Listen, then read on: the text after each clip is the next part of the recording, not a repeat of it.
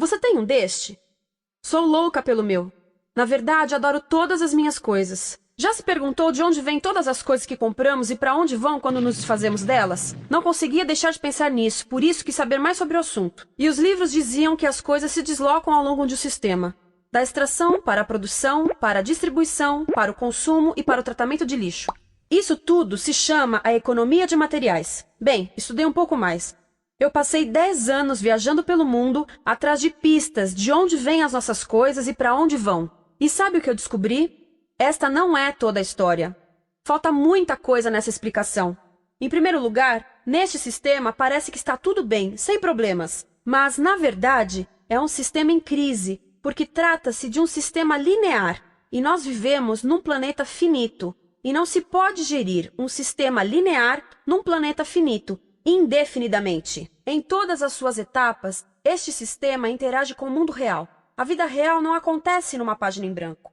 Interage com sociedades, culturas, economias, o ambiente, e durante as etapas a vida vai se chocando contra seus limites. Limites que aqui não vemos porque o diagrama está incompleto. Então voltemos atrás para preencher alguns espaços e ver o que falta. Uma das coisas mais importantes em falta são as pessoas. Sim, pessoas. As pessoas vivem e trabalham em todas as etapas desse sistema, onde algumas são um pouco mais importantes que outras, algumas têm maior poder de decisão. Quem são elas? Comecemos pelo governo. Meus amigos dizem que eu devia usar um tanque para simbolizar o governo, e isso é uma realidade em muitos países, e cada vez mais também no nosso. Afinal, mais de 50% dos nossos impostos vão para os militares. Mas vou usar uma pessoa para simbolizar o governo, porque acredito nos valores e na visão de que o governo deve ser das pessoas, pelas pessoas, para as pessoas. A função do governo é olhar por nós, cuidar de nós. Esse é o seu trabalho. Depois vem as corporações. O que leva as corporações a parecerem maiores que o governo é porque elas são maiores que o governo. Atualmente, entre as 100 maiores economias da Terra, 51 são corporações. À medida que as corporações foram crescendo, em tamanho e poder, assistimos a uma pequena mudança no governo, como se estivessem mais preocupados com o bem-estar deles do que com o nosso. Muito bem, então vejamos o que mais falta nessa imagem. Começaremos pela extração, que é uma palavra pomposa para exploração de recursos naturais, que por sua vez é uma palavra pomposa para destruir o planeta. A verdade é que cortamos as árvores, arrebentamos as montanhas para extrair os metais, consumimos toda a água e exterminamos os animais.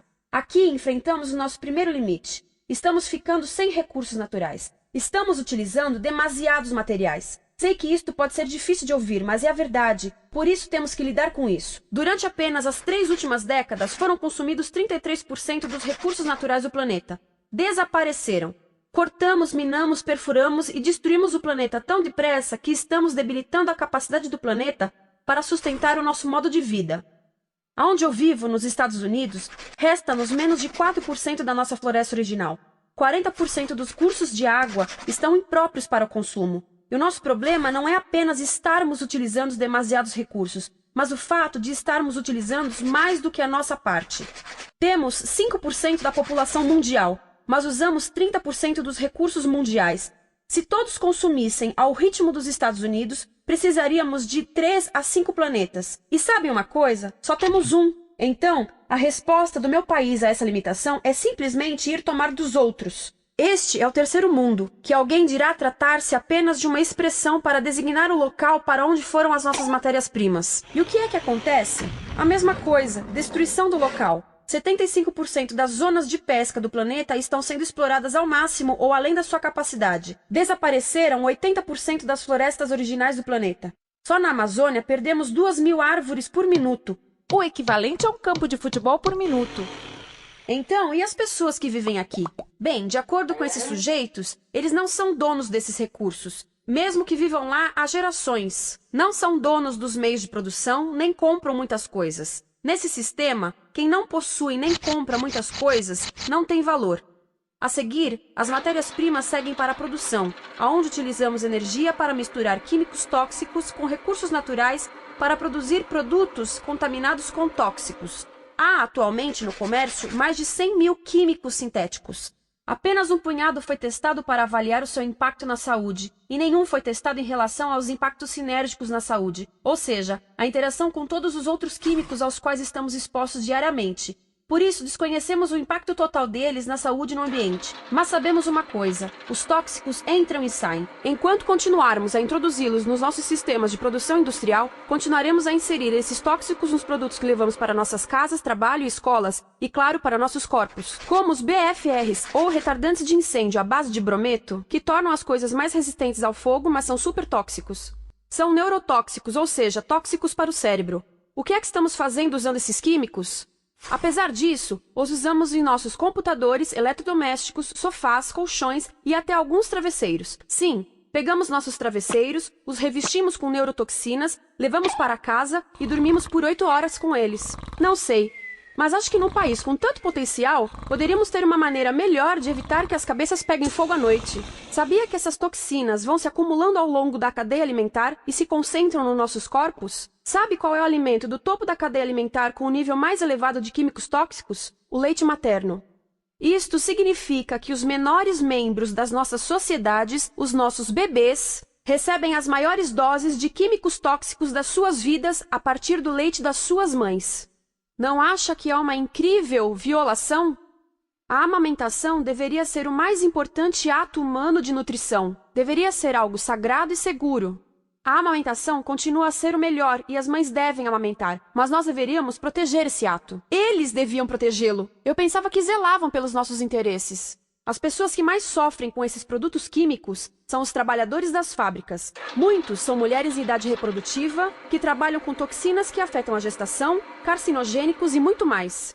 Agora eu pergunto, que tipo de mulher em idade reprodutiva trabalharia num emprego deste, exposta a estas toxinas, a não ser uma mulher sem outra alternativa? Essa é uma das maravilhas desse sistema. A erosão dos ecossistemas e economias locais aqui garante um fluxo constante de pessoas sem alternativas. No mundo, há 200 mil pessoas por dia se deslocando de ambientes que as sustentaram ao longo de gerações para cidades, onde muitas vivem em bairros de lata, à procura de emprego, por mais tóxico que seja. Não só os recursos são desperdiçados ao longo desse sistema, mas também pessoas, comunidades inteiras são desfeitas. Sim, as toxinas entram e saem. Muitas delas saem das fábricas em produtos, e muitas mais saem como subprodutos, ou poluição. E estamos falando de muita poluição. Nos Estados Unidos, as indústrias admitem liberar mais de 1.800.000 quilos de químicos tóxicos por ano. Deve ser muito mais, porque isso é o que eles admitem. Trata-se de outro limite, porque quem quer ver e respirar 1.800.000 quilos de químicos tóxicos por ano? Então o que eles fazem? Mudam as fábricas poluidoras para o estrangeiro, para poluir outros países. Mas, surpresa, grande parte dessa poluição volta para nós trazida pelo vento. E o que acontece depois de todos os recursos naturais serem transformados em produtos? Passam por aqui, para a distribuição, o que significa vender todo o lixo contaminado com toxinas o mais rápido possível. Aqui, o objetivo é manter os preços baixos, com as pessoas comprando os produtos em constante movimento. Como eles mantêm os preços baixos? Pagam salários baixos aos trabalhadores das lojas e restringem o acesso aos seguros de saúde sempre que podem. Tudo se resume em exteriorizar os custos. O verdadeiro custo da produção não se reflete no preço. Em outras palavras, não pagamos aquilo que compramos. Outro dia estive pensando nisto. Ia a caminho do trabalho e queria ouvir as notícias. Por isso entrei numa loja para comprar um rádio. Encontrei um pequeno rádio verde engraçado que custava $4,99. Na fila do caixa pensei, como $4,99 podem refletir o custo da produção e transporte desse rádio até ele chegar nas minhas mãos? O metal deve ter sido extraído na África do Sul. O petróleo provavelmente do Iraque. O plástico produzido na China e talvez montado por uma criança de 15 anos numa fábrica do México. $4,99 não paga nem o aluguel do espaço ocupado na prateleira, nem parte do salário do empregado que me atendeu, ou as viagens de navio e caminhão que o rádio fez. Foi assim que eu percebi que eu não paguei o valor do rádio. Então, quem pagou? Estas pessoas pagaram com a perda do espaço dos seus recursos naturais.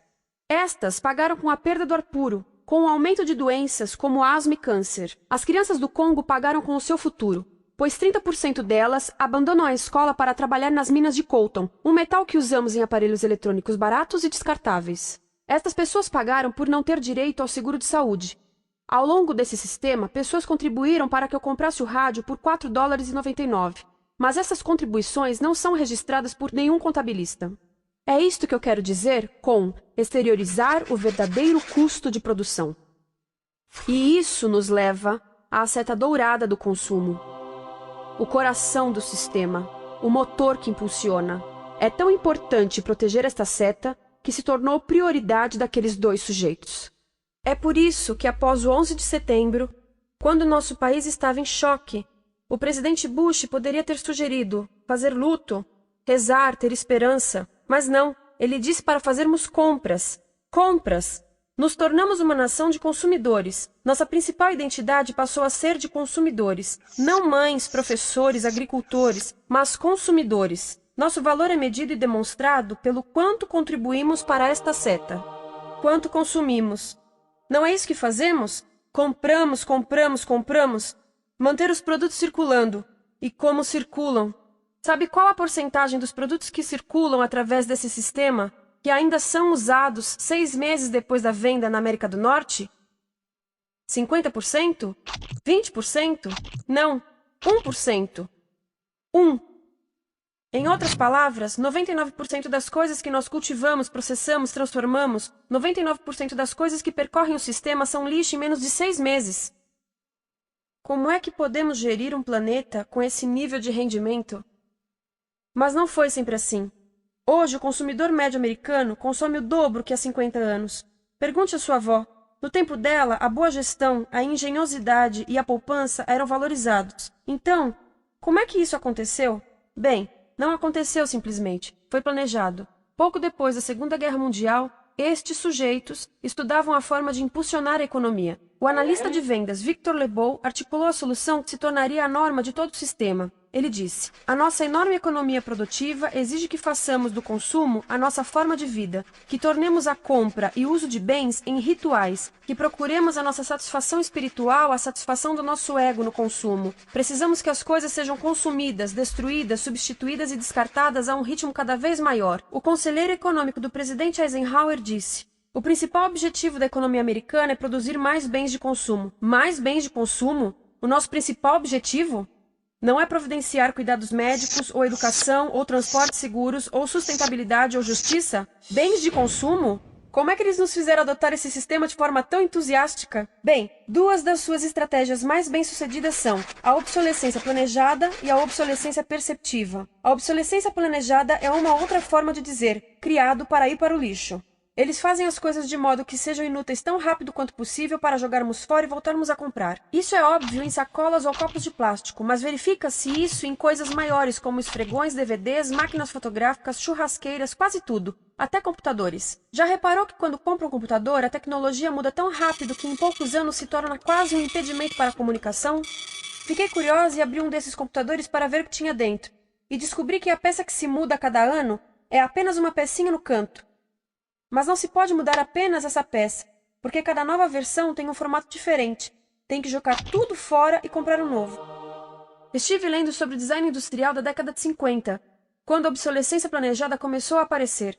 Esses designers eram muito claros sobre o assunto. Chegavam a debater quão rápido conseguiam que um aparelho avariasse, mas de modo que o consumidor mantivesse fé suficiente para ir comprar outro. Foi tão intencional, mas as coisas não avariam suficientemente rápido para manter essa seta funcionando. Por isso existe também a obsolescência perceptiva. A obsolescência perceptiva nos convence a jogar fora coisas que ainda são perfeitamente úteis. Como fazem isso? Mudam a aparência das coisas. Por isso, se comprou suas coisas há alguns anos, todos percebem que você não tem contribuído para essa seta. E como o nosso valor depende da nossa contribuição para essa seta, isso pode ser embaraçoso. Por exemplo, se eu tiver o mesmo monitor de computador gordo e branco na minha mesa por 5 anos e a minha colega tiver comprado um computador novo, ela vai ter um monitor plano brilhante que combina com o computador, com o celular e até com as canetas. Ela parece estar operando uma nave espacial e eu pareço que tenho uma máquina de lavar na mesa. A moda é outro bom exemplo. Já se perguntou por que os saltos dos sapatos das mulheres passam de largos para finos num ano e no próximo de finos para largos? Não é por haver um debate sobre qual deles é mais saudável. É porque usar saltos largos num ano de saltos finos mostra que você não contribuiu recentemente para a seta. Por isso não vale tanto quanto a pessoa com saltos finos ao seu lado, ou em um anúncio. É para comprarmos sapatos novos. A publicidade e a mídia em geral têm um papel importante nisto. Cada um de nós nos Estados Unidos é bombardeado com mais de 3.000 anúncios por dia. Vemos mais publicidade num ano do que as pessoas há 50 anos viam em toda a vida. Qual é o objetivo de um anúncio, se não nos fazer infelizes com o que temos?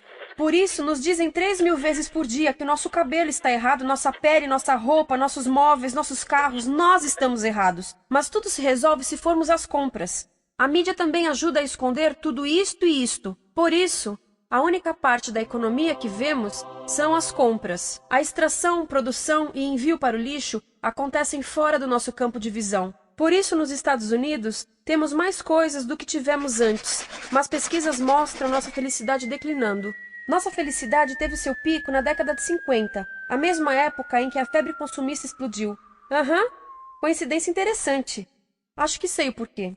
Temos mais coisas, porém menos tempo para o que realmente nos faz felizes. Amigos, família, tempo livre.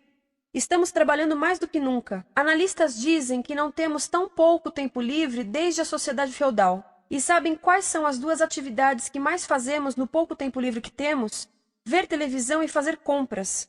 Nós, americanos, passamos 3 a 4 vezes mais tempo comprando do que os europeus. Assim, nessa situação ridícula, vamos trabalhar talvez em 2 empregos, e quando chegamos em casa exaustos e sentamos no sofá novo para ver televisão, os anúncios dizem que não prestamos, então vamos às compras para nos sentirmos melhor. Depois trabalhamos mais para pagar o que compramos e chegamos em casa mais cansados, vemos mais televisão que nos diz para fazermos compras outra vez, e estamos nesse ciclo de trabalhar, ver, comprar, e podíamos simplesmente parar. Então, no final, o que acontece a todas essas coisas que compramos? Nesse ritmo de consumo, não cabe tudo em casa, apesar do tamanho médio das casas ter duplicado nesse país desde os anos 70. Vai tudo para o lixo, e isso nos leva ao tratamento do lixo. Essa é a parte da economia de materiais que conhecemos melhor, porque nós temos de levar o lixo até a esquina. Cada americano produz 2 quilos de lixo por dia, o dobro do que fazíamos há 30 anos.